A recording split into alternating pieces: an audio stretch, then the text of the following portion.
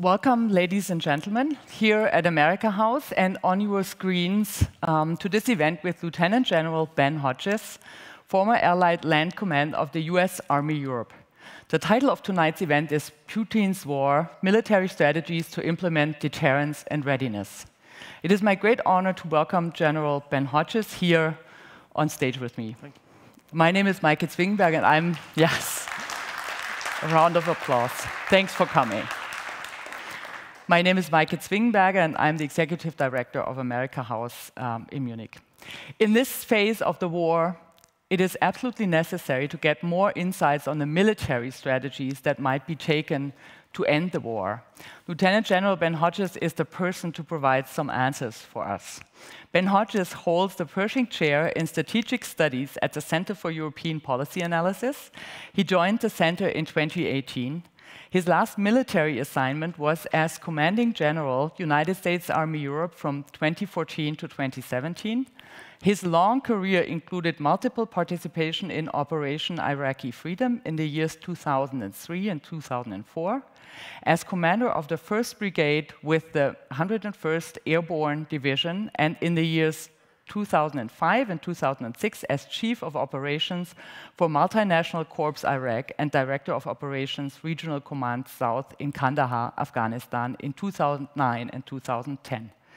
General Hodges has also served in a variety of joint and Army staff positions to include Tactics Instructor, Chief of Plans, 2nd Infantry Division in Korea, aide-de-camp to the Supreme Allied Commander Europe and Commander NATO Allied Land Command in Izmir, Turkey. And also, we have just been talking about the beginning of your career and the final phase of your career here in Germany. So you are not only a person that knows Germany very well, but you are very much connected with Germany and the Germans, and today you also live in Frankfurt after your military career. So I'm really very much looking forward to have this talk with you, because you not only bring to us tonight your knowledge of military US tactics, but also the knowledge of the situation in Germany and Germany's military. And I'm sure that the strategic decision-making that is necessary now is going to be another topic for us tonight. I would also like to thank the institutions cooperating with us tonight, the American-German Business Club Munich, the Gesellschaft für Außenpolitik und Junge Gesellschaft für Sicherheitspolitik. Thank you for your support. The Prime Ministers of Poland, the Czech Republic, and Slovenia made a trip to Kiev as a demonstration of solidarity yesterday. Today, Ukrainian President Zelensky urges more leaders to visit Kiev and gave an address to Congress today to ask Washington to do more to help. President Biden has deployed weapons and equipment to Ukraine, rallied European allies to support Kiev, and has spearheaded an array of sanctions on Moscow to punish Putin for his aggression. But President Biden has been unwilling to provide some of the exact things President Zelensky wants: a no-fly zone, advanced missile systems, and fighter jets. So far, President Biden has drawn clear lines that he has said he will not cross, such as putting American soldiers on the ground in Ukraine, while making clear to Putin that the US will defend every inch of NATO territory. President Biden plans to participate in an emergency NATO summit in Brussels, while at the same time Russian officials say that their negotiations with Kiev have shown progress on a number of positions and that there is hope that a certain compromise can be reached, while at the same time the number of civilian casualties in Ukraine rise. On all these issues that we are discussing, because they happened today or yesterday, I think that we can very much look forward to an input by Ben Hodges. And I would like to start the conversation with this input, because you have said, Ben Hodges, that the next 10 days will decide this war. So I would very much like to hear from you what will happen in these next 10 days, what your analysis gives us. Thank you so much.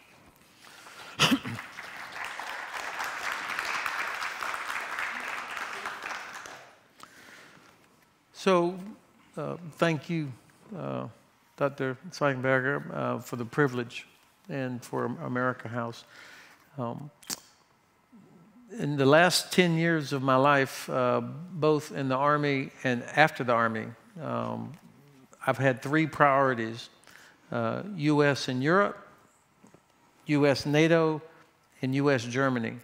So everything that I do, no matter what it is, I say yes to every opportunity to work on improving those relationships and the trust.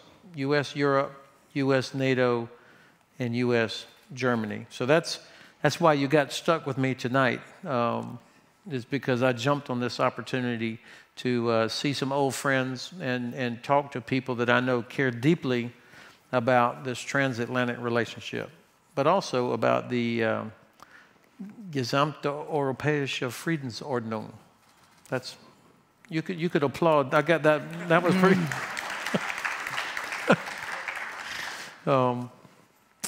So that's why I'm here. Let me also say up front that I am an optimist by nature.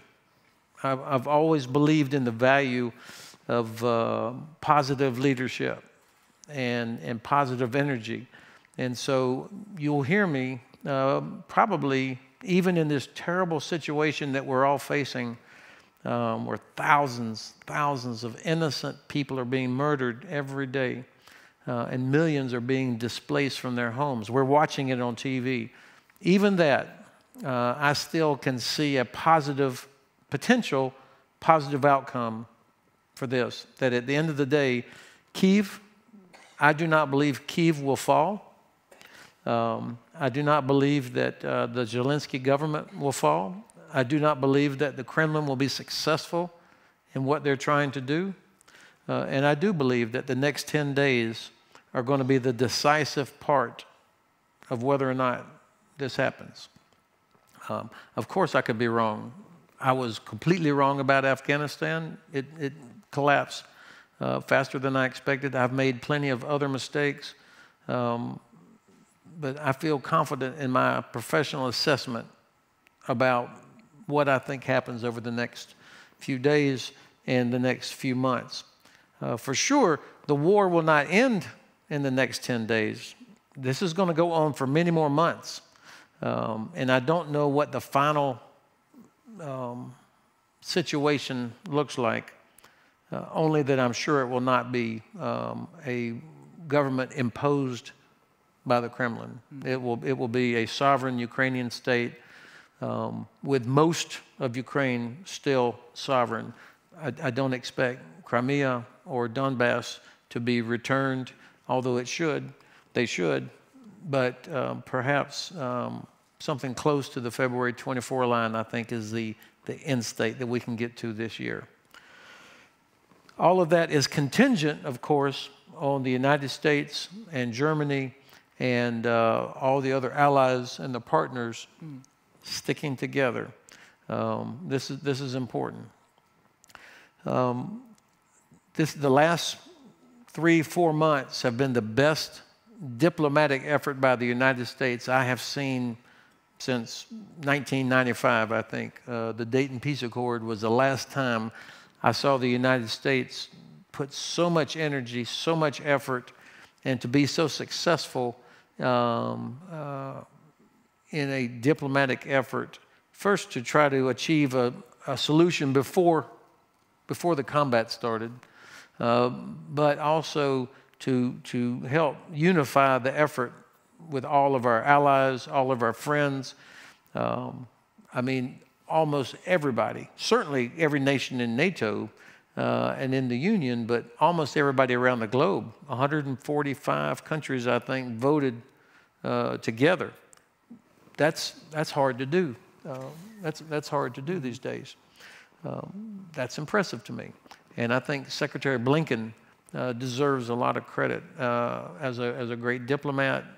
I love to watch him. I mean, there's no bright lights with him. There's no flash. He is competent, professional, calm, and he's the right guy for us as our Secretary of State. But the President also, even though I disagree with some things that the President has done, I think the approach by the administration, for the most part, has been correct. I think, and of course I would welcome to be challenged on this maybe as we go along. I think the White House, in the last 4 days, we have lost some momentum. We were doing very well in information domain, explaining. I love this new approach of sharing intelligence with the whole world. I've never seen that, where we tell everybody, we know what the Russians are getting ready to do. I am sure all the intelligence professionals were having heart attacks because that's the last thing they want is for their sources, to be exposed. But the benefit was that all the allies were convinced, and you could be forgiven if after 20 years, when we thought we had proof of something, of chemical weapons in Iraq, and it turns out we didn't, then our allies could be forgiven if they didn't believe us this time. So clearly, the administration was able to show compelling evidence, and everybody agreed with it. And so for the first time in my life, the Kremlin was on the back foot. They were having to say, no, we're not, no, we're not, no, we're not. And of course they were. And now nothing that comes out of the Kremlin, nobody believes it, whether it's about chemical labs or that somehow Ukraine is led by a Nazi, or that that this is really the fault of the United States, and all of the false narratives. Nobody believes it. That was a really good decision by the administration. Where I think the administration has maybe where I disagree. I don't think it's helpful when the president says, we will not do this, we will not do this, we will not do this. Even if you never intend to do it, why would we communicate to the Kremlin, we're not going to do this, all the things we won't do, because then that tells them their limits are even bigger than they might have thought beforehand. And at the end of the day, 30 nations of NATO, compared to Russia, with all the diplomatic power, economic power, military power, it's like this. We have all the advantages, but yet in some cases we act like it's the other way around, and that the Kremlin, in a weak position, is dictating what's happening and what's not. And I think that, of course, the president, he's the one with all the responsibility. I can sit here in beautiful Munich and offer advice with no consequences for myself. He has to carry all the responsibility. But I think that we talk too much about, if we do this, it's World War III. I think we're actually already in World War III. Fiona Hill, who many of you know who she is, she says that actually World War III has already started. So World War III does not automatically mean constant nuclear explosions, mushroom clouds. It doesn't have to mean that at all. In fact, I think that there's very, very little chance that Putin would use a nuclear weapon. He has it in here to do it, but I don't think he has it in here to do it. And also, you will be happy to know he does not have a button on his desk where he can, be grumpy, and he can't do that. They have protections around him, just like the American president, to prevent one person from on their own doing this. And I don't think the people that sit at the opposite end of that long table, I don't think any of them have any desire to be in a nuclear conflict. So I think that the president overdoes that, and that causes us to be too cautious, and maybe there's more we could be doing. The last point I think I would want to make here as an opener is my assessment about the 10 days, now 9 days, because yesterday I said 10 days, so that means today is 9 days. We'll know in a few days if I was right or not. But Clausewitz uses something called, or describes something called the culminating point, the culmination point. It's the point where an attacker runs out of impetus. There's not enough fuel, maybe, not enough resources, not enough people, or the enemy was too tough. And so the attack runs out of gas. I think that day is coming in the next 9 days. Why? I think they have terrible manpower problems. The Kremlin is asking Syria to send fighters. I thought Russia had 900,000 soldiers. I mean, that was the number, 900,000. I think they probably have maybe actually bodies with uniforms, 450, 500,000. And of those, maybe half could actually fight. So in other words, it's a hollow military. And this is the result of decades of corruption in the Ministry of Defense, corruption in the defense industry, corruption overall, and it's a hollow force. The problem is that they still have thousands of nuclear weapons, so you can't just dismiss it. But they don't have enough people.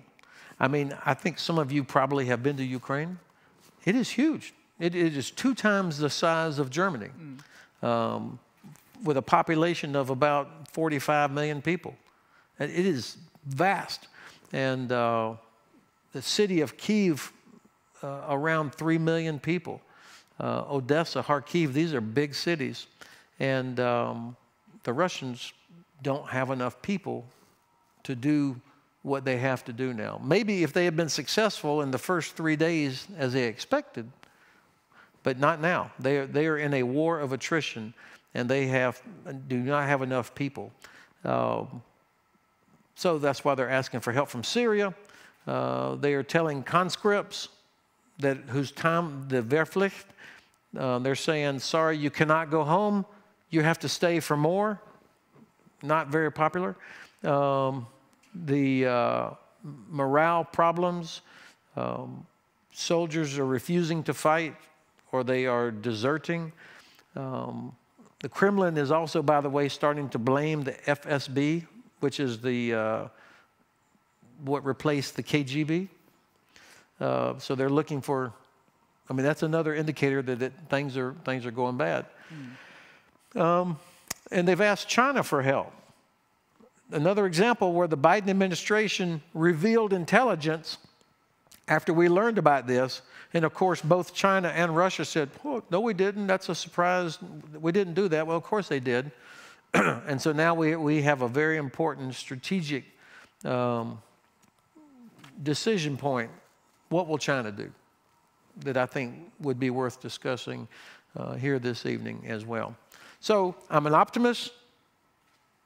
There's going to be terrible days ahead, but I still remain optimistic from what I've seen of Ukrainian people, of positive leadership of President Zelensky, and the potential for what the West is doing to help bring this to a conclusion that respects the European values that we all say we care about.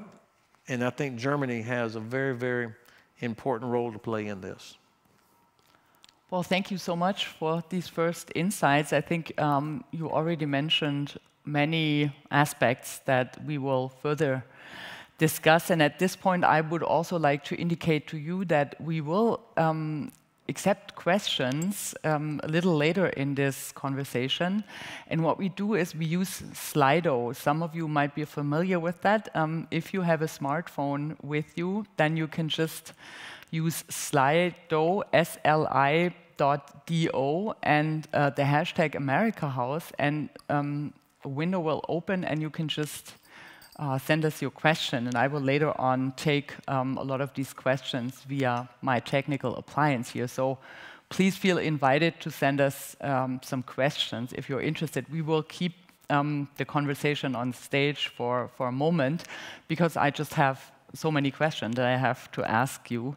And the first one would refocus on the situation today in Congress, because you were talking about values, European values, American values. Western values, I would say.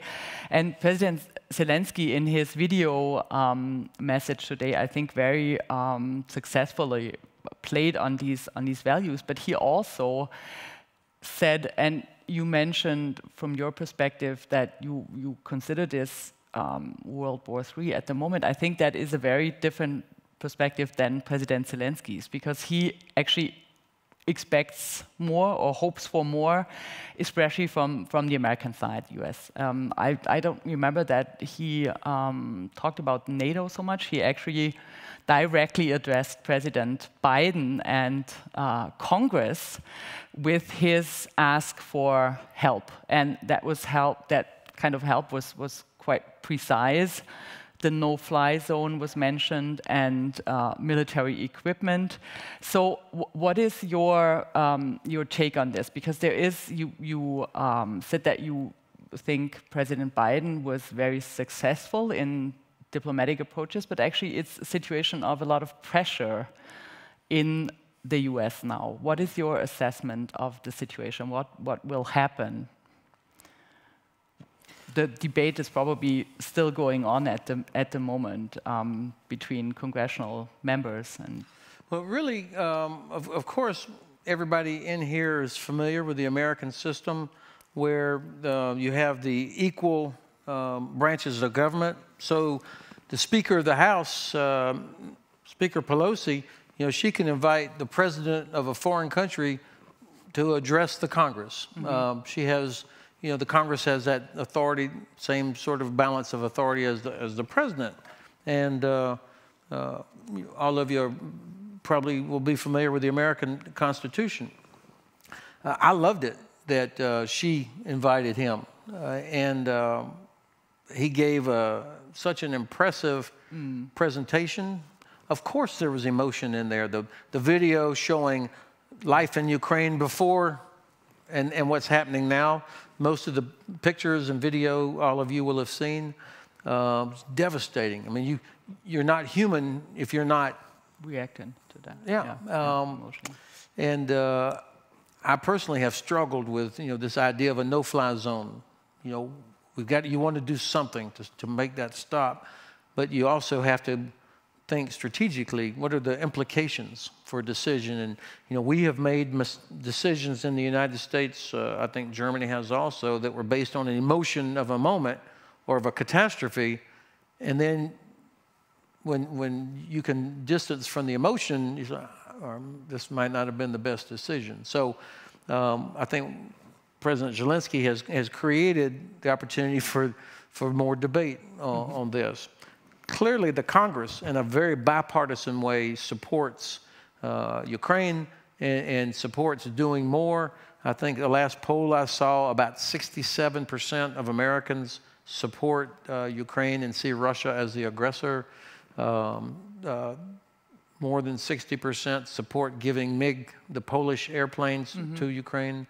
So this is, if you get more than 60% of Americans on anything, that is a significant number.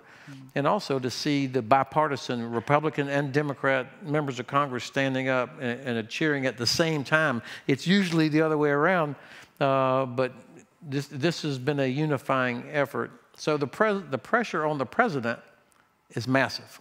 I mean, it's going to be very hard for him to keep saying, no way, no World War III, we're not going to do this. And he has a reason, I think, that needs to be considered. I met President Zelensky 5 weeks ago in Kyiv. I thought it was going to be about a 15-minute kind of a thing with a photo, and I was there for an hour and 15 minutes. And he impressed me. He's a very compelling speaker, and obviously not a professional politician, so he does not, or a career politician, he doesn't speak like a career politician. And when he said the other day, when he was told that the United States was prepared to help get him out, and he said, I don't need a ride, I need more ammunition. I mean that was a powerful statement, I think, that probably everybody in here would appreciate that sort of a courage from an elected official. And for sure, if the Kremlin gets him, I mean, it will not be a happy ending for him. I mean, this is not a game. These people use poison on their own opposition, so they won't be too gentle with him. The big thing, though, I think the point of your question is, so how will the president react to President Zelensky's appeal? I don't see him changing his mind on the no-fly zone. I signed a letter along with 25 other old retired people, former generals and ambassadors, advocating for some sort of a humanitarian no-fly zone, because of the emotion of I want to see us do something to stop this murder of innocent people. But you can call it humanitarian. The Russians will not distinguish, oh, this is humanitarian. We won't bother that, because they've been shooting at humanitarian convoys already. And to have a no-fly zone, this is not like a big dome that nobody can fly in. It's a zone that you have to enforce. So you would have to have German Air Force airplanes, Royal Air Force, American Air Force, up in the sky, prepared to shoot down Russian aircraft. And for sure, the Russian aircraft will come up. And we would never put a pilot in danger if we were not prepared to attack enemy air defense on the ground, whether it was in Ukraine or even in Russia. This is a problem. And the third consideration, we would never send a pilot up if we were not prepared to go and rescue him. So now you're talking about a helicopter flying in to Ukraine, maybe even into Russia, to get him off the ground. That's why the president is so reluctant. And maybe we can talk later. The no-fly zone, it's visible, but it doesn't solve the problem, because most of the damage is actually not being caused by the Russian Air Force. The Russian Air Force has turned out to be as unprepared as the Russian Army. It's artillery, rockets, cruise missiles from ships. That's what's causing all the damage, most of the damage. So maybe two additional questions. Thank you very much for that information on the no-fly zone, because I think that actually a lot of us imagine something like a humanitarian no-fly zone, but it's really important to realize that a pilot up in the air actually also means people on the ground in a certain moment. And that would be a situation that can be seen as the US or NATO being involved. And thank you. You just reminded me of a critical point. The United States is not going to do this alone. Yeah. I mean, we could. That would have been my question. The U.S. could. Poland could. Germany could. I mean, every nation in NATO, of course, always has the sovereign right to make whatever decisions are in its best interest. And you could envision there's at least 10 nations that would say, I want to be a part of that. But I think the president has made it such a priority to protect the cohesion of NATO that he's not willing to do something if Portugal, Luxembourg, Italy, Netherlands, Norway, Germany, France, everybody is also willing to accept the risk. Because everybody, the United States is a long ways away. And so, when an American says, come on, what's the risk? Tactical nuclear weapons. No, we're 5,000 kilometers away. Right. Or is that miles? I mean, it's a long ways off. So it's a different level of risk for Germany or Poland. And the president respects that. And I think we'll come to talk about the different levels of risk, because we also probably have to consider the Baltics and Poland, as you said, because they have a different perspective again. But first, I would like to come back to your comment on China and the role of China, because your argument was that Russia is in Putin's war is in a very weak situation now, and you had a number of arguments, the situation with the manpower, but also ammunition and so on. So what is, because there has been intelligence information, especially on the US side, of the future role of China in this. What is your assessment on what China is going to do? I love that the administration has exposed this. So now China, in bright light, has to make a decision that the whole world can see of whether or not they're going to help Russia extend their ability to murder innocent Ukrainian people. I mean, that's what this is. That's, at the end of the day, this is not about some kind of aid package to help, you know, Russians be able to use their PayPal again. This is about enabling the Kremlin to continue its campaign of murdering Ukrainians. That's the stark decision that China has to make. Now, it's not quite that simple for China, of course.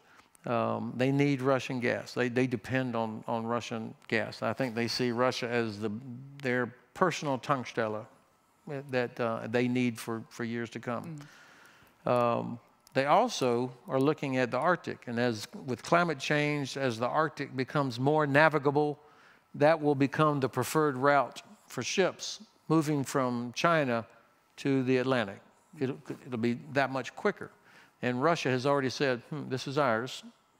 We'll help you through, but we're going to control it. So China's got to think through the strategic effect of whether or not Russia controls the Arctic actually after all of this. But I think China also is experiencing what we would call buyer's remorse. Like, whoa, we've handcuffed ourselves to a corpse, maybe. There's no good outcome for Russia in this. I cannot think of any meaningful positive outcome when all the smoke has cleared. I mean, Russia's economy, Russia's status in the world, assuming that the same government is still in place. I mean, it'll be hard to imagine Minister Lavrov being very welcome in the Kanzlerei, you know, or staying at the what's that hotel? The Adler, the really nice hotel in Berlin. I don't think he'll be welcome there. So this is going to be a different world for Russia after this. Does China really want to be associated with that as it thinks about its own role in the world as one of the poles in a multipolar world? This is bad for business also. I mean, the disruption to international currency, energy markets. Nobody can move through the Black Sea right now.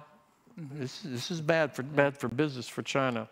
I'm sure that they do not want to see a nuclear component to this. But nothing good will come from that, I think, from China's perspective. I do not think that China will use this as opportunity to go for Taiwan right now. I think they are still 5 years away from having the ability to launch an attack, a successful attack against Taiwan. So I don't think there's a chance they will use this while we are all focused on Europe, again, on Russia. I don't think they have the ability. Plus, the U.S. Navy has nothing's changed for them. They are still in the Pacific. Last thing I would say, what's happening in Ukraine, the Chinese Communist Party leadership is watching. They're looking to see, can the United States, with all of our allies, with the combined diplomatic, economic, military power of all of NATO plus other partners, if we cannot stop Russia from doing this, then I think they are not going to be very impressed by anything that we say about Taiwan or South China Sea. So this has implications much beyond Ukraine. Okay, optimistic in a certain way again. Yeah. I would like to. I'm glad you detected that. That was. Yeah. I would like to come back to an analysis that you have provided in 2015 already, when you said that, in your opinion, Russia prepares for a war that is going to take place 5 or 6 years later. That was actually very precise. And maybe going back to that element of planning and preparing for that war, I would like to ask you what made you in 2015 think that it would be we would be in a situation like this, and then also focus on the situation at the moment, because Russia or Putin needs to save his face in a certain way at the moment. So I think that is also a critical aspect of what we see at the moment, because your analysis has focused on weaknesses, but that does not necessarily mean that the war will end. So how could you be so future visionary in a certain sense in 2015, and what is your vision on the future now, the Russian future? Well, the chance of getting it right twice is very slim. Okay. So any prediction I might make about the future, okay, I would not invest on that. I may be a retired general, but I'm not too old or proud to not listen to people that I know are smarter than me. And I have always tried to surround myself with people whose judgment I trust, and especially if it's in an area of expertise that I don't have, I listen to them. And so over the last few years, before 2015, I had gathered a group of academics, military, security, intelligence agency friends that I listened to. Mm-hmm. And I vividly remember a couple of them saying, okay, Putin started a modernization effort in 2007 mm-hmm. To rebuild the Russian military. Mm-hmm. They go to Georgia in 2008, and while they eventually were successful, they were terrible. I mean, they just overwhelmed Georgia after a few days of fighting, but they did not look like the investment was paying off yet. So they learned from that. And then they started making changes in the structure, the organization. So it wasn't just about buying new equipment, it was the whole organization. And so this was around 2015 when my principal advisor, he said, sir, look, they're making changes to the structure. Mm-hmm. They're beginning to develop new equipment. They're changing the law. They're moving towards more contract soldiers, less conscript, because mm-hmm. traditionally Russia had always had conscripts. Yeah. So now they were up to like 50%, and they are developing other capabilities. So my advisor said, I think they're on a sort of a plan in about 5 years to be ready for a war. And I asked him, I said, you mean they're going to attack somebody in 5 years? He goes, no, but they're building the force to be ready within 5 years. So that was the assessment that I took from this guy who he spoke the language, by the way. So he wasn't reading Washington Post articles about it. He was reading Ministry of Defense from Russia. And what was being said by Russian academics. And so I really trusted his judgment, and he turned out to be correct in what they were doing. And of course, President Putin has pretty much offered a blueprint, from right here in this city at Munich Security Conference a few years ago, which we were all reminded about the other day here at the last Sicherheits Conference. Yeah. And he, when you go back and read everything he said, he's done it, which is why we have to take him serious that he would consider doing certain things. Obviously, we hope he doesn't follow through on all of it. The future, I think everybody in this room hopes that there is an off-ramp of some sort, some way where he can declare victory, take all his soldiers home, and let us all begin to rebuild. But I don't see an obvious off-ramp yet. I mean, he has blown past multiple opportunities where He could have avoided this or turned it off, but he kept on going. I think the President Zelensky yesterday, when he said, I can't quote it, but the gist of what he said was, I recognize that we will not get into NATO. That was not him saying we no longer want to be in NATO. I think he used this as a device to put the blame back on President Biden, to say, okay, I can see you're never going to let me in. You're never going to let us in. So I have to find friends or other sort of alliances or coalitions for our protection. So I don't know what other options he has, but I think this was partly a message to the West to say, I mean, basically, be honest with me. But he also may have been sending a message to the Kremlin that, you know, that there could be some opening for something that says we're no longer interested in being in NATO. Maybe that would be enough for Putin to say it was worth it. I've protected our flank, and we still have Crimea. And by the way, Belarus is now part of the Union state. Okay, yeah. Kazakhstan, we saved Kazakhstan. Look what I've done. I think that's pretty thin, but I mean, it may be something like that. But I think it would be a real shame if the outcome of all this was for Ukraine to roll over and for us to stand by while the Kremlin has murdered thousands of people,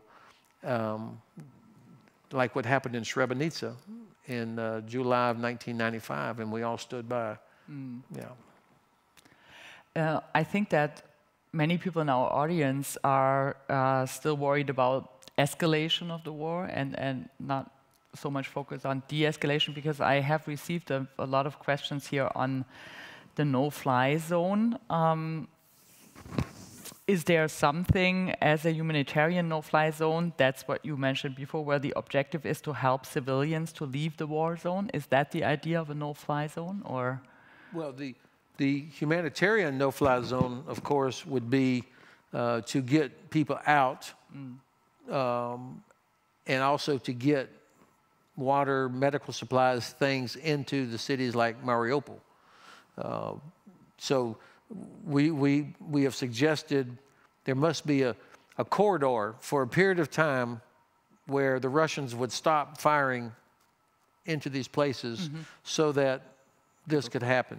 We've tried several times, and every time it's interrupted by Russians attacking it. I mean, there's just not much confidence. Because that has been part of negotiations. Right. Yeah. I mean, there have been agreements. Okay, tomorrow we'll open up a corridor so people can get out, and then almost immediately they start. They come under fire. Now, I don't know if that's one person in the Kremlin saying, "Do this," or are these commanders at different levels that maybe don't know, or whatever. But I don't have much confidence that they would adhere to it. And another fear of escalation is focused on nuclear strikes. The questions are coming in here, so I'm kind of lost with all these questions. But the one I was just looking at was actually focused on a nuclear situation, and if Europe would be in a situation to react to that in a certain way, what is your assessment on the danger? Maybe that would be the first question, I would think, of having that kind of escalation or not. So, of course, there's already been one nuclear aspect to the conflict, and that's the nuclear power plants in Chernobyl and Zaporizhzhia, which I think is the largest in Europe. And there's another one that now is under threat. You can be sure that the Russian soldiers that are going there, these are not nuclear scientists. These are, infantry, armor units. Anybody that's shooting around a nuclear power plant clearly has no idea or does not care about the risk of what's going on. And the employees of the plant in Zaporizhzhia, for example, they're all basically detained by Russian troops. So, I mean, they're under immense pressure because they're at gunpoint. And I'm going to make a bet that they're not able to do everything they're supposed to be able to do to ensure that the plants are safe, that they're operating correctly, that something's not going to happen. So this is a very dangerous situation that the Kremlin is 100% responsible for. So this is our first nuclear challenge that we should be aware of. And I think all of the International Atomic Energy Agency, obviously they're aware of this. And I think Ukrainian nuclear engineers are aware of it. I watched one on TV yesterday. He's very concerned about what's happening because even on normal conditions, this is not a place to make a lot of mistakes. Yeah. And so this is a concern. And I hope that China, Germany, other countries, France, as well as the United States and UK, are putting pressure on the Kremlin, say, for the love of God, don't F around with these plants. Yeah. Okay? Let's get people in here so we can make sure they're secure. But I've always been worried about the nuclear power plant in Ostrovets in Belarus. This was built by the same people that brought you Chernobyl. And our Lithuanian allies are terrified because this thing is so close to Vilnius. That if there was a problem in this questionable power plant, I mean, it would be a problem for Vilnius. Now, the real question, though, of course, is about nuclear weapons. Again, I'm going to say that I believe it's a very, very low likelihood that President Putin would use a nuclear weapon, or in this situation, or that the people around him would allow it. But I can't guarantee that, of course. And so we have to act as if he might actually do it. And I think that means you've got to have continuous communication, continuous pressure, diplomatic channels, public channels, back channels, reaching every single person that has any access to President Putin, making it clear that this is not acceptable. You do not let this happen. Now, so the question would be like, and then what? So what do you do? I mean, I am sure that the Pentagon is working on a list of options that says, if they do this, this is how we return the message back. That doesn't mean nuclear, but if the Russians were to use even a small tactical nuclear device, that's still a nuclear weapon, by the way. It may not be Hiroshima size, but it's still a nuclear device that's destructive and dangerous. But if they did that, and we, the West, don't retaliate, then I think Iran, North Korea, any other potential adversary that has a nuclear weapon is going to say, okay, they're not willing to use it. And I think then that raises the risk strategically for all of us.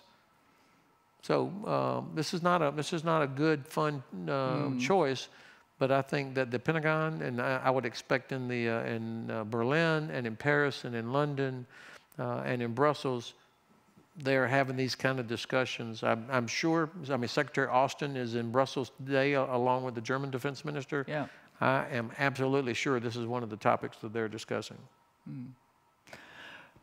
Which is something that, especially I have to admit from a German perspective, I think a lot of us would not have thought necessary a couple months ago.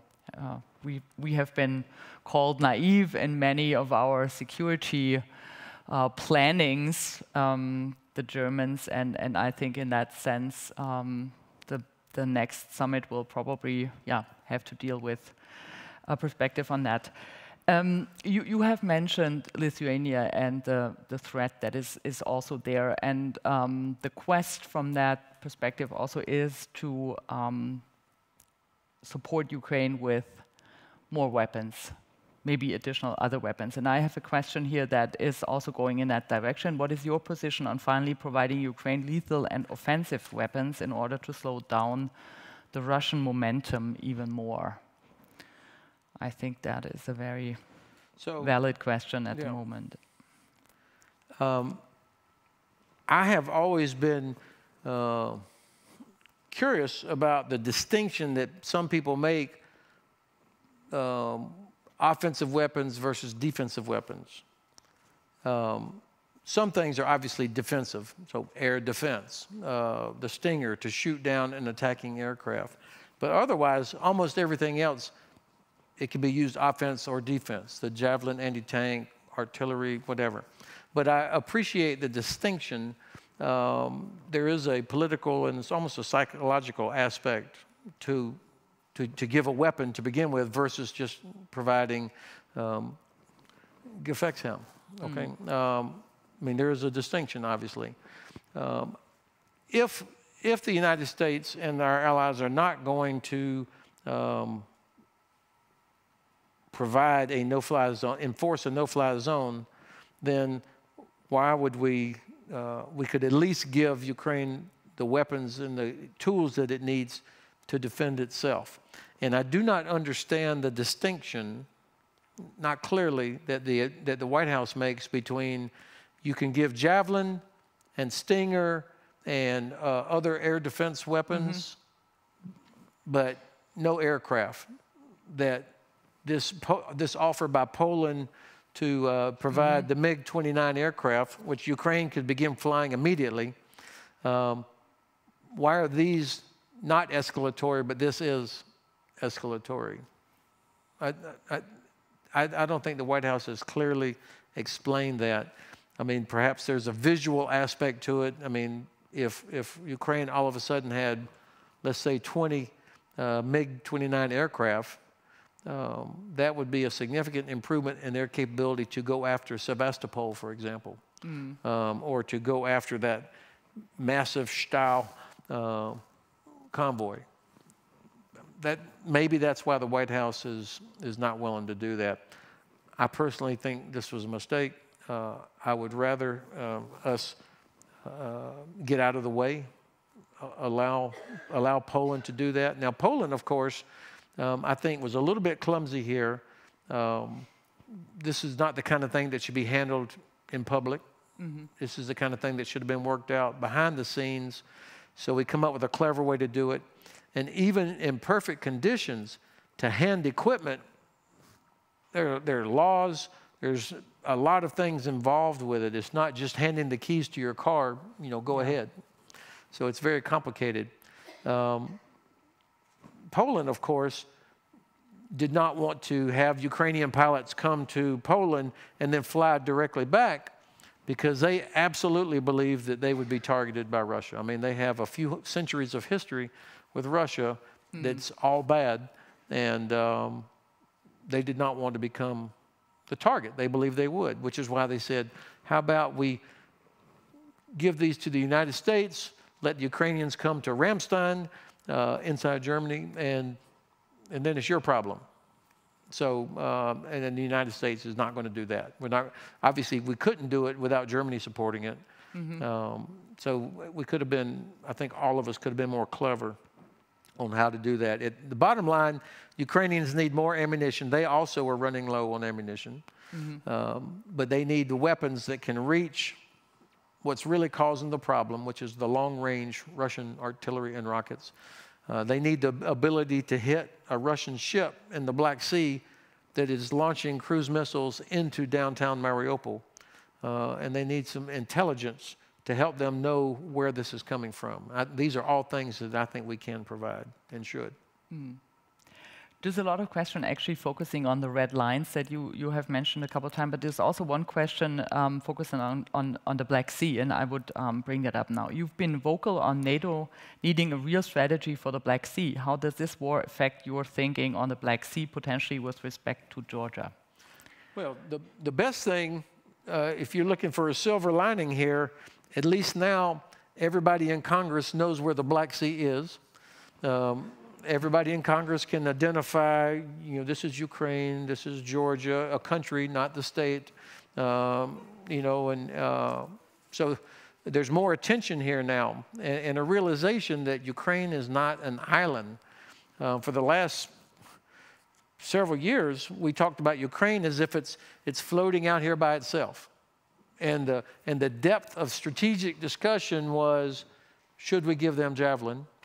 Or Giuliani, Hunter Biden's laptop. I mean, that's, you know, and President Trump's awful attempt to get the Ukrainians to influence our election. So that's not strategic thinking. That shows, and the Russians, of course, saw that, and they thought, well, this is going to be a piece of cake. You know, the U.S. is messed up, Germany, new government, French elections, the West is divided. They don't even know where the damn Black Sea is located. It's, you know, so I think this invited more aggression. President Obama's red line in Syria, a huge mistake. You know, nobody should ever say this is a red line unless you were no kidding prepared to enforce it. And so after President Obama did that, the Syrians jumped right over the red line with the help of Russia, and the U.S., Germany, France, UK did zero. So that, I think that contributed also to why we are where we are. But now we're focused on it, and I think there's 4 reasons why the Black Sea matters to people that live in Florida, where I'm from, or people that live in Munich, or people that live in Madrid.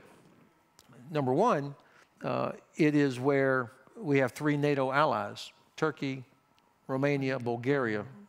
So we have Germany, U.S., we have treaty obligations to help contribute to their collective defense. And they contribute to our collective defense. So there's a treaty obligation. That's one reason it matters. The second reason it matters is Turkey is a bulwark against Iran and against Islamic extremism. Turkey has 0 confidence in the United States. It has 0 confidence in us that we will actually help them.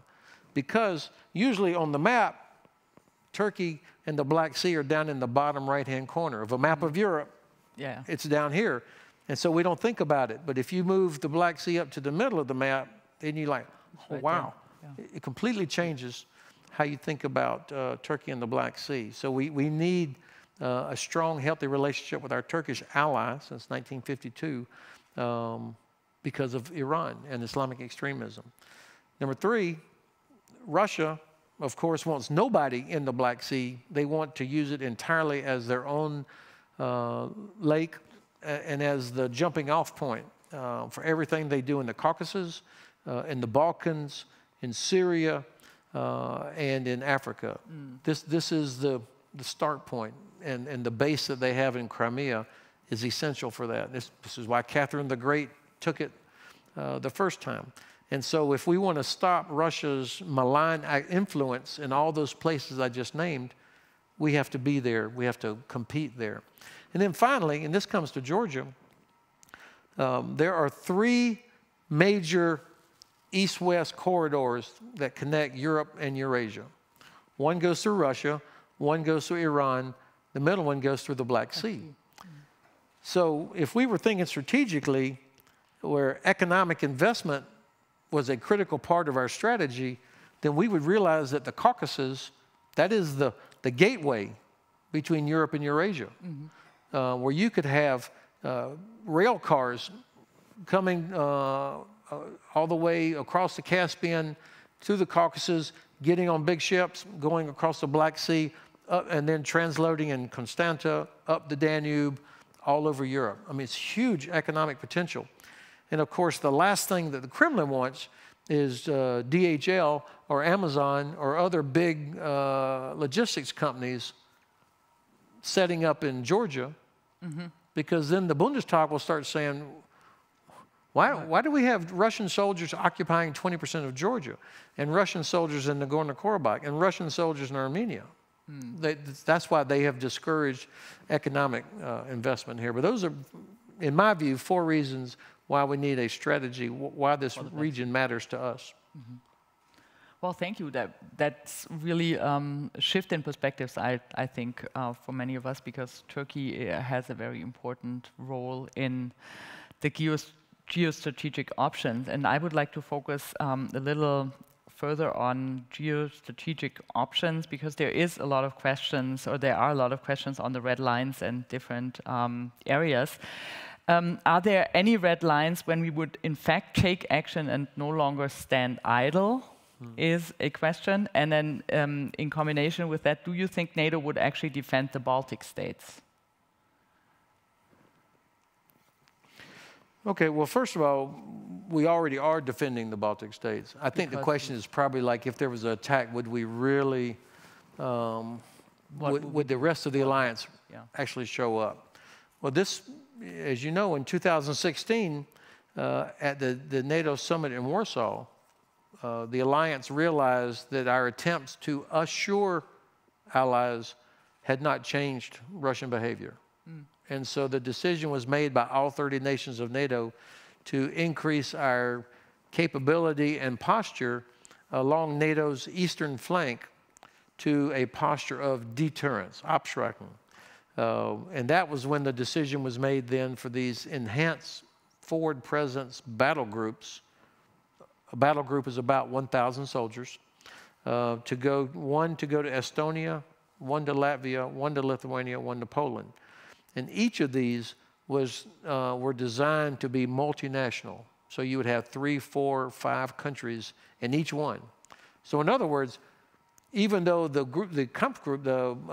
battle group was only about 1,000, it had soldiers from at least 5 countries in each one. So Russia could not like hit just one.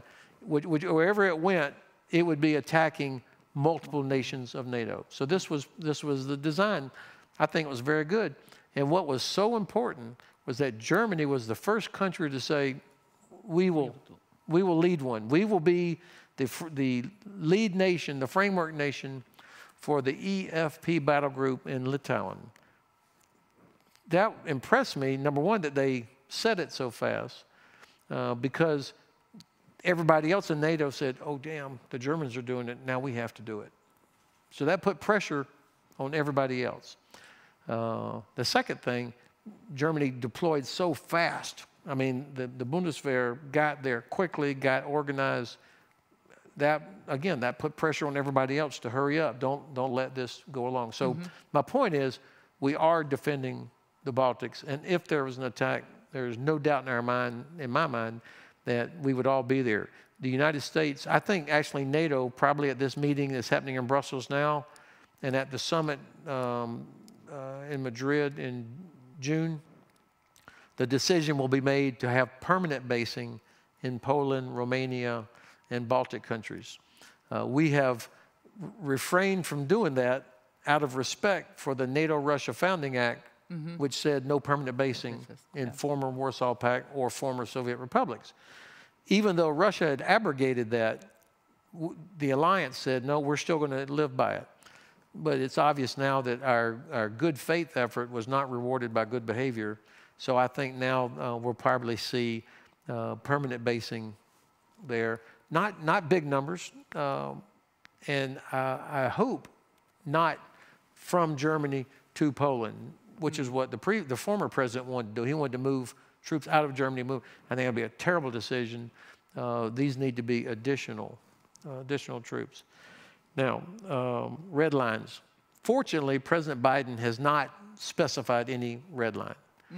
He has told China, you will suffer severe consequences if you help Russia.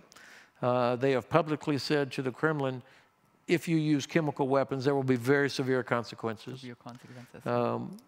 The trick is, severe consequences equals what? What does that mean?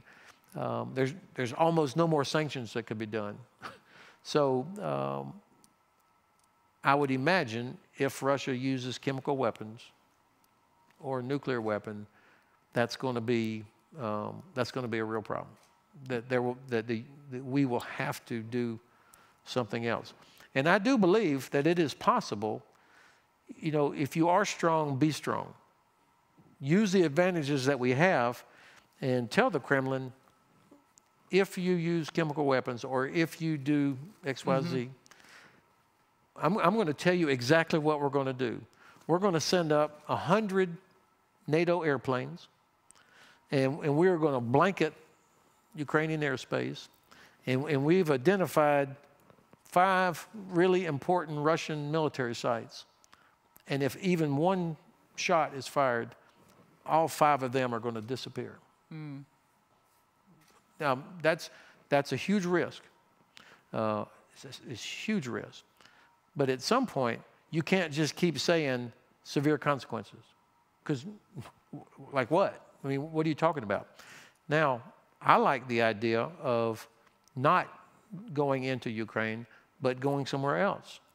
The Russians have a very important Navy base in Tartus, Syria. Maybe we should close that down. The Russians need to be reminded how vulnerable they are in the Arctic or in other places. A big exercise in the Pacific with the Japanese Navy, perhaps, to remind them. So there's other ways to put pressure that don't require the ones with the higher risk. Okay, Easy for a retired officer to say, you know, no consequences, no responsibility, no authority.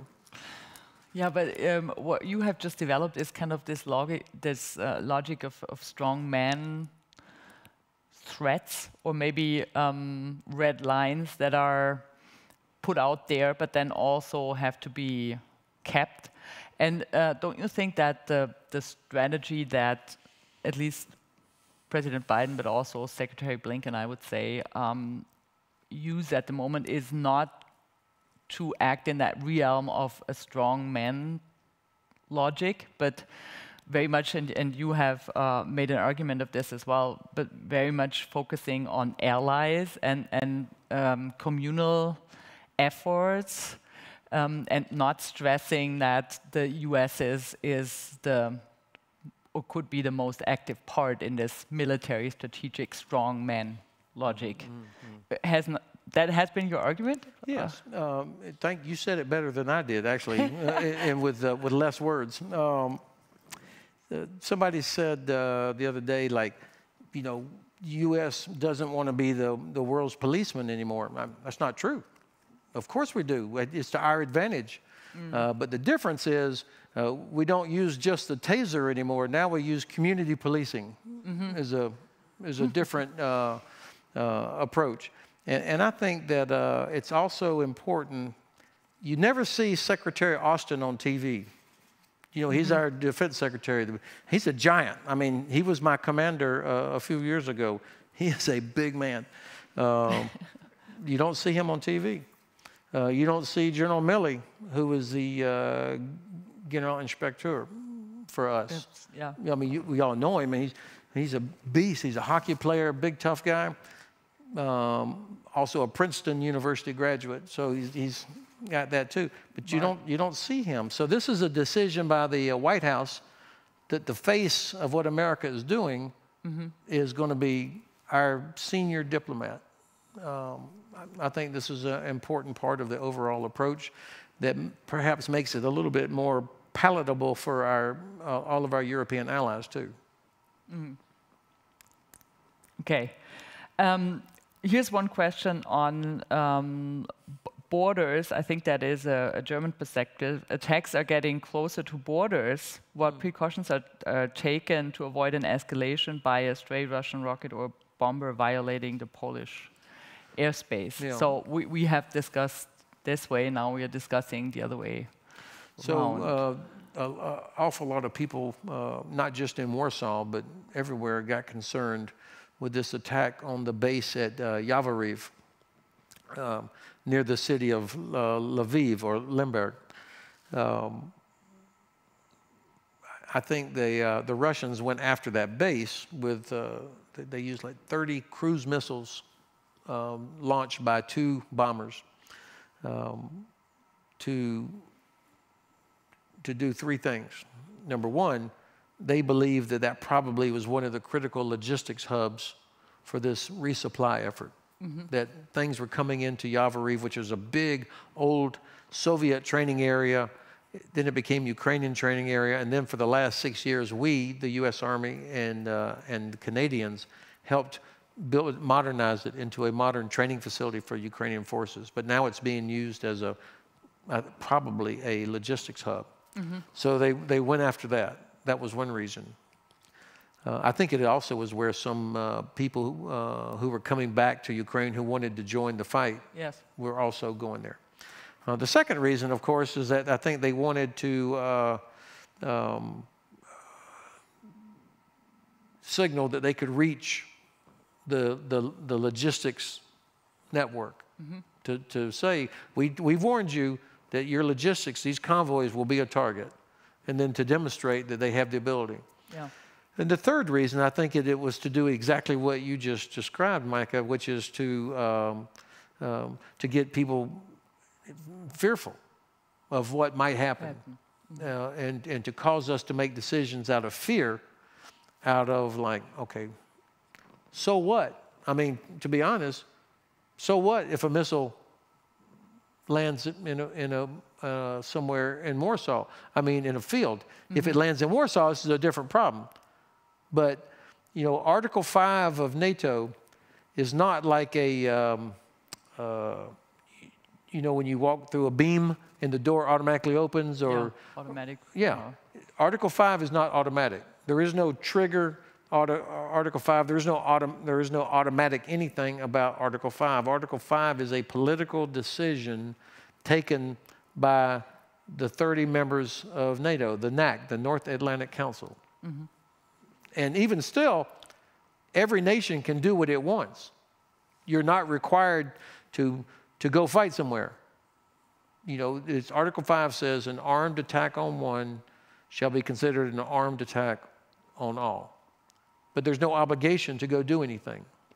So this is a good thing. There's a reason that the very, very skilled diplomats who created the Washington Treaty, which gave birth to NATO in 1949, that's the worst thing in the world, to have an automatic anything, where you take the decision out of the hands of our heads of state and government. So you could have 1,000 cruise missiles land in Poland or Lithuania or Germany or the United States. That doesn't automatically mean Article 5. Obviously, in my ridiculous example, that's where we would be. But so this is a long way of answering the question by saying it's not good if one of these missiles lands over. And I believe that the reason that the United States and NATO have put more troops up on the line, several thousand on the east flank, is to convey to the Kremlin, do not let this get out of hand.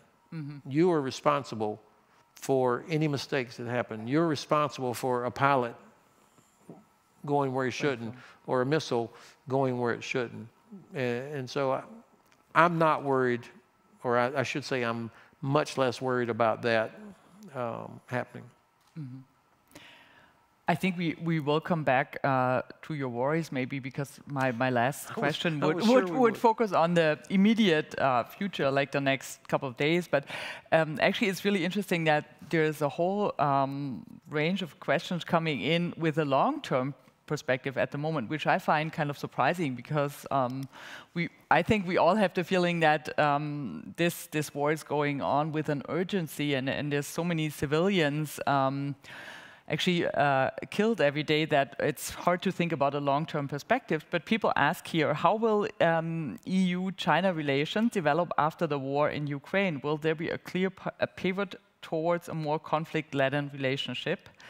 And maybe a second question, how do you see long-term relationships with Russia post-conflict? It probably depends on how the conflict ends, but we'll come back to that in a moment. But well, this is actually a very good question, and I hope that people in Brussels and Berlin and Paris and London and Washington are thinking, okay, where do we need to be in 3 months, 6 months, 9 months, a year?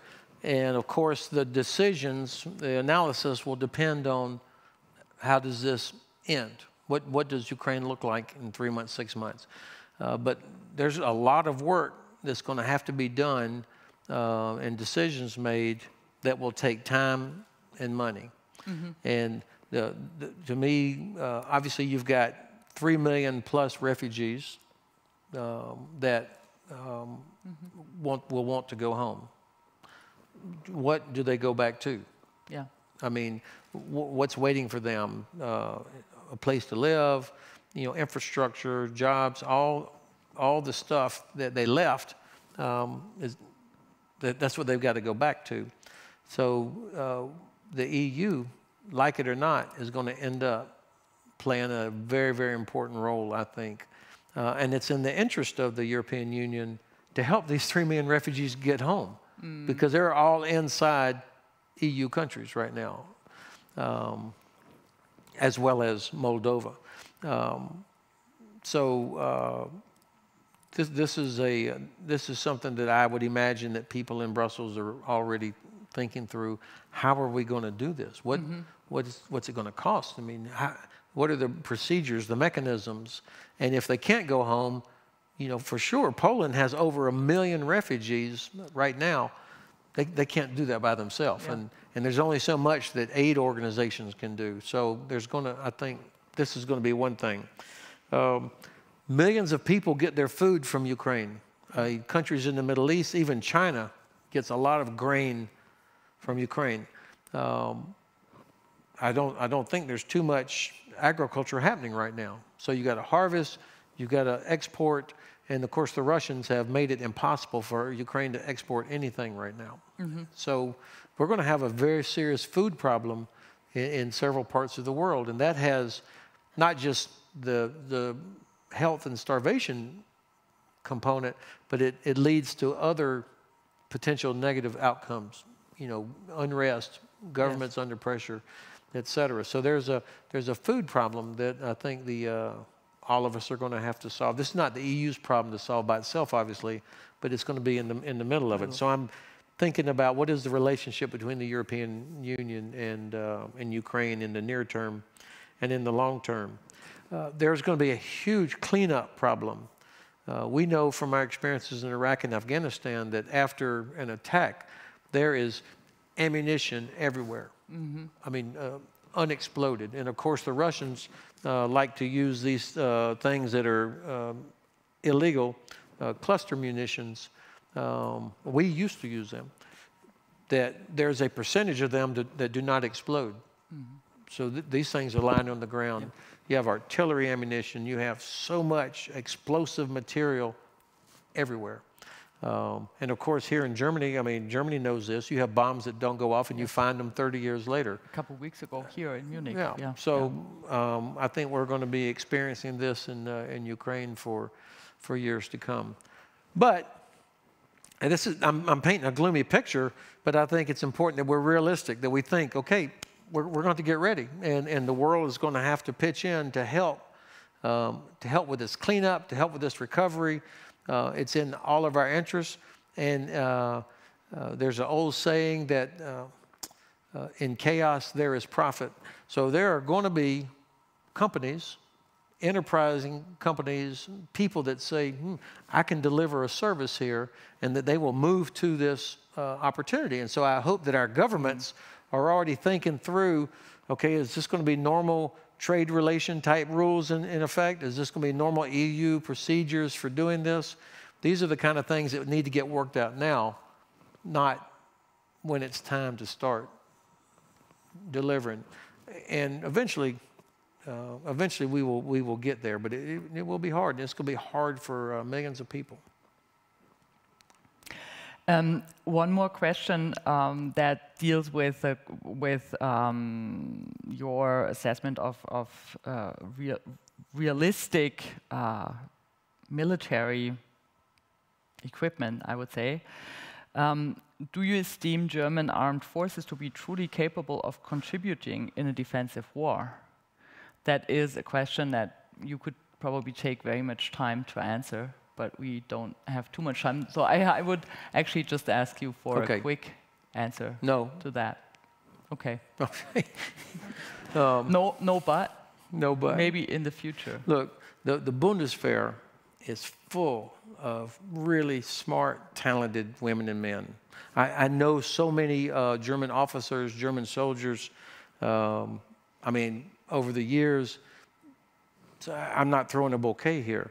The Bundeswehr is in trouble, not because the officers of the Bundeswehr forgot how to repair a Leopard or how to fly, that they know this. But they are paying the price, we are paying the price for decisions that were made 15 years ago, for reasons, good or bad, but we are where we are. So how do we fix it? I think there's a moral responsibility. If you have a young woman or young man that joins the Bundeswehr, Germany has a moral responsibility to make sure that they have the best possible equipment so they survive and so that they can be successful. The Bundeswehr does 0 missions without a mandate from the Bundestag. So if the Bundestag is going to approve a mandate for the Bundeswehr to go anywhere, then shame on you if you don't give them the best chance to come back alive and to be successful.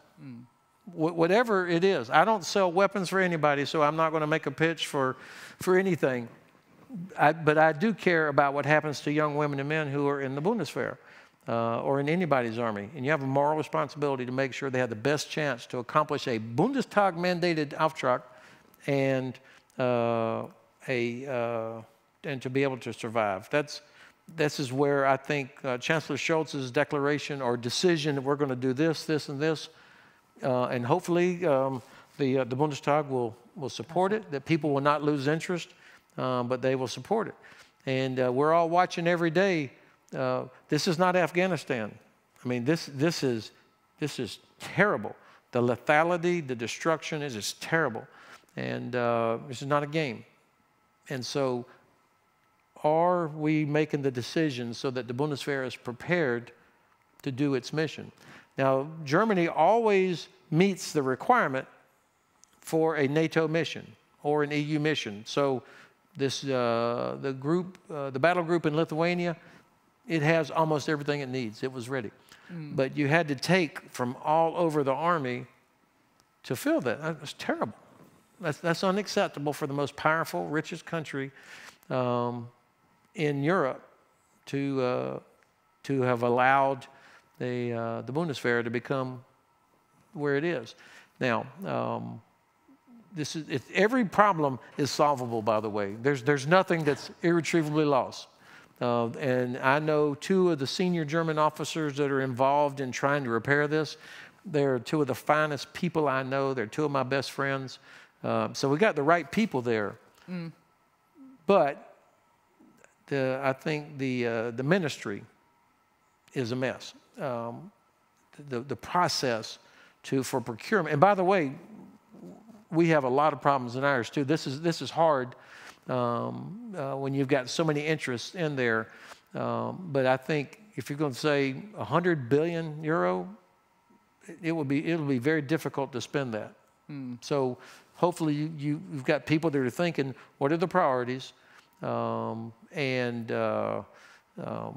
What can we do now? And are the processes ready? It can't be normal jogging, as the Brits would say. I talked to my friend, I don't want to say any names here. He's still in the Army. I said, hey, Jorg, I heard somebody say that even if we had all this money, we couldn't spend it. He says, oh, I can tell them exactly how to spend it. So it's there. Are the processes ready for it? Look, the United States is counting on Germany. My president took huge political risk to rebuild the relationship that was wrecked in the last 4 years, but not only in the last 4 years, to rebuild the relationship between the United States and our most important ally, Germany.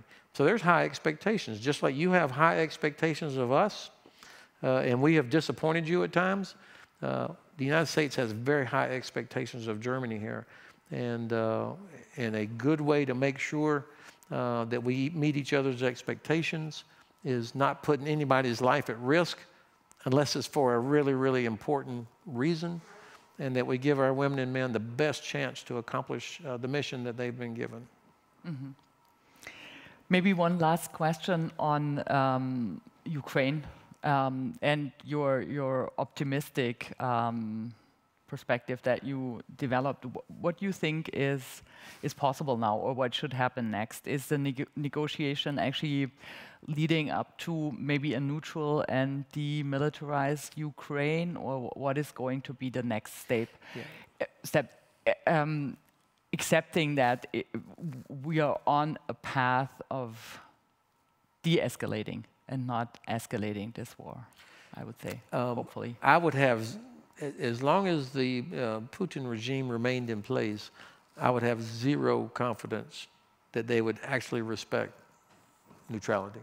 Mm-hmm. And also, this is not the 18th century when Russia, Prussia, Austria, and Great Britain kind of decided everybody else's fate. I think in the 21st century, for us to talk over the heads and make agreements of who gets to do what, the smaller countries, I think that this is not the way it should be. It's not respect for sovereignty. Of course, we all have an interest in what happens because of the huge impact across all of Europe and the impact on the United States and other parts of the world. We have an interest. But at the end of the day, we should not be dictating to Ukraine what they can and can't do. If Ukraine decides on their own, we would like to be neutral. But we're going to retain a massive military to protect our neutrality. And if we decide to do other things, that's our sovereign choice. I don't like the idea of a neutral Ukraine because that's not what Ukraine wants. That's giving in to the aggressor who has murdered thousands of Ukrainians. And this is Ukraine giving in. The Ukrainians demonstrated in Maidan what they want. They want to be like Germany. They want to be like Lithuania. They don't want. They didn't fight. People didn't die in Maidan so they could be neutral. They want to be like this, and I think that's their choice. So, but that would actually mean that the war would still go on for a while. Not necessarily. For sure, no matter what, it's going to go on for months. That's going to happen. But my point is, I think in about the next 10 days, we're going to realize that Russia cannot win it. And that they're going to bleed for as long as they stay. I mean, Ukrainians are going to make sure of that. So it'll be Russia's choice on how long they stay with no allies other than Syrians, no help, no economy, nobody buying their gas. That's an exaggeration. Of course, there are people still buying gas. But my point is, they're going to be totally isolated as a pariah state. For what? So I think a country with so many talented, intelligent people like Russia, a lot of them leaving the country at the moment. That's right, because partly because they don't want their son becoming cannon fodder in the Russian army. That's why I feel like Russian society. I could be accused of being naive, but I think there is a lot of people that there's a tipping point somewhere. I can't find it. And certainly half of the population completely believes everything they see on state TV. That Ukraine is led by a Nazi and that, it's all of these things. But I think half of the population is sick of this. And that if there was an impetus of some sort, after the First World War, when the Tsarist Russian armies were crushed by the Kaiser's army, thousands and thousands of soldiers went home, mutinies in the Navy, and that led to the downfall of the Tsar. I don't like the outcome that came next, but my point is the ultimate solution, I think, is going to be organic. It's going to be Russians deciding what they want. And I do not advocate coups. I don't like the phrase regime change because it hadn't turned out very well when the U.S. has tried it. But I think Russian people, you can't just say, all Russians are good, it's just the Kremlin. They stay in power because of a lot of people are vested in that and believe what they do. Mm-hmm. So we have to change attitudes somehow. And everybody in here probably has a friend or a business contact or somebody. Please call them and tell them, you know, your government is taking you over the cliff. Mm-hmm. And you're going to be paying a price for many years to come. Okay, that is a great, wonderful final point, I think. If you have any ways to communicate with anybody in Russia, please do so. And if you don't have a chance to do that, then I would say please support the networks here that support Ukrainians who came to Munich or Germany or Poland. I think there is a lot of help needed. I thank you very much in the audience for your great questions, very wide range of questions. I thought one comment was also very nice that I would tell you now, that there was some optimism in the audience. It's not a question, but a comment that you provided some optimism and hope for some of the members in the audience. So thank you, Ben Hodges, for providing that kind of optimism and hope and for your insights and assessment. Thank you so much for this evening. Thanks. Thanks.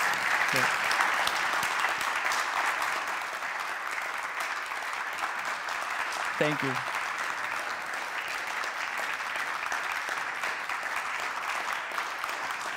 And for a final remark, if you are interested to read more, a publication of Ben Hodges has just come out in German, Future War, Bedrohung und Verteidigung Europas. And some of the future war is actually something that we have to deal with on a daily basis now because the war already happened. But the analysis and strategy that Ben Hodges is working on, you will find a lot of that information in this book, which just came out in German 3 weeks ago. So it's really fresh, and you'll find it in the bookstores around here, I guess, everywhere. Okay. Have a safe night, and kommen Sie gut nach Hause. Thank you so much. Bye.